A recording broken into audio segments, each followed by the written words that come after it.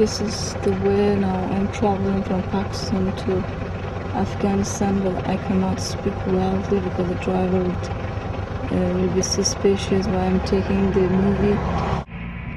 On May 26, 2004, I left the United States and flew to Quetta, Pakistan.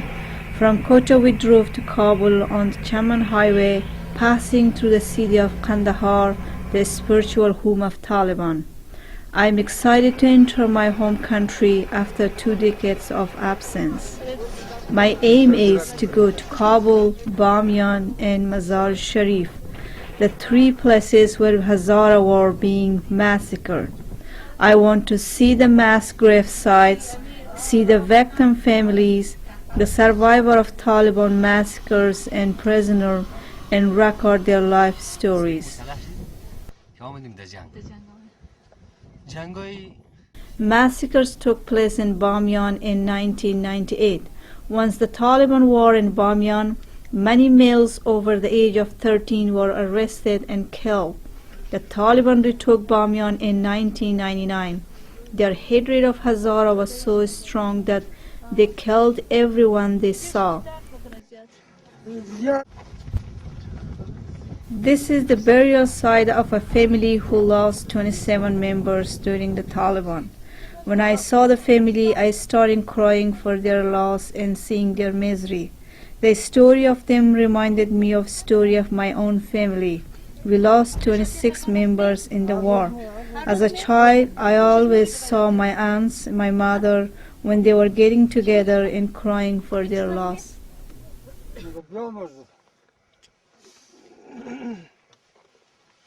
Most of the massacre happened in here, especially those people they were killed in the cities and bazaar and most of the community, and the Taliban brought them by cars and here and also just dropped them there in this big hole.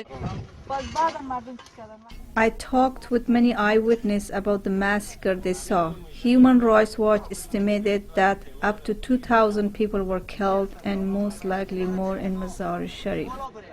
Still, we can find the bones of all those dead bodies and their clothes, and also they can find some other things which showing it means a number of people, more than 600 people were killed here. So now we are going to search to find, maybe we can find by ourselves also some part of their body or some, especially clothing is obvious. You can see one is the black clothes here, the piece of black. One of the eyewitnesses said that they came and put some of the rocks, some of the rocks or dust to prevent from the bad smelling to spread in this town. They were massacred in Afshar Cortesis section of Kabul in February 1993. The residents were attacked while they were asleep in their beds. By the time it was over, more than 700 people were estimated to have disappeared or being killed. Mass graves were discovered a year later. Human Rights Watch reported that civilians had their throats slit and legs or arms cut off.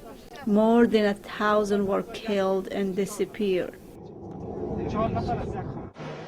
After 2001, the Taliban could not move easily in Afghanistan to harm Hazara. They started harming Hazara in Quetta, Pakistan. There were 5 terrorist attacks on Hazara population in Quetta, Pakistan. The 3 of them were major ones. On July 4, 2003, the attack was on Hazara Mosque in Quetta, Pakistan, killing 53 people and injuring 65.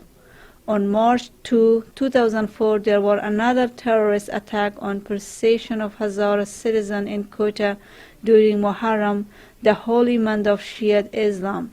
53 Hazara people were killed, over 150 injured.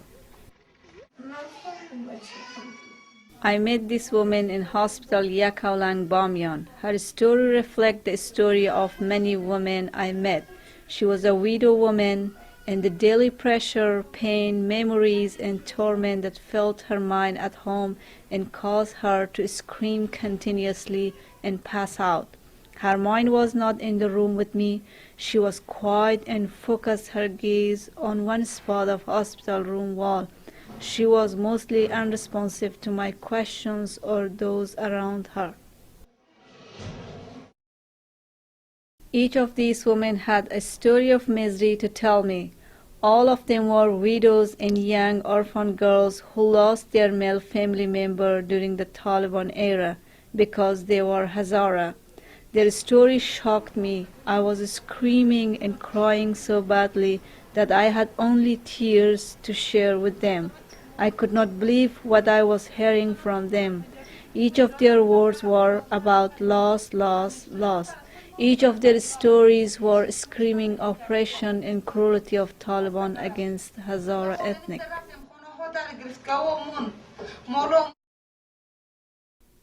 The massacre of Hazara reached the level of genocide. The testimony of all eyewitnesses of the massacre proved the fact that targeting Hazara people were genocidal in a form of ethnic cleansing.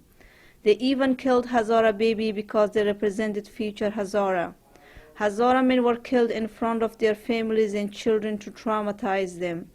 The elder men were allowed to live to witness the massacres. While massacring Hazara, they targeted the faces and heads of Hazara men to send a message to Hazara community.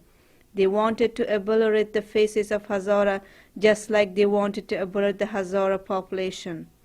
I also found that destruction of Buddha was another example of hatred of Hazaragi face. Because the Buddha had a Mongolian faces, the Taliban did not want that face to remain as a historical symbol for Hazara people. They burned all the bazaar in Bamyan, Yakaulang and Siakhak because those bazaar were a source of income for Hazaras. They knew that by destroying income sources, the Hazara would suffer serious consequences, so the Taliban used the dehumanization tool of oppression as a way of fighting Hazara. When I was about to leave Quetta for Afghanistan, my cousin asked me if I had chaudhary. I said no.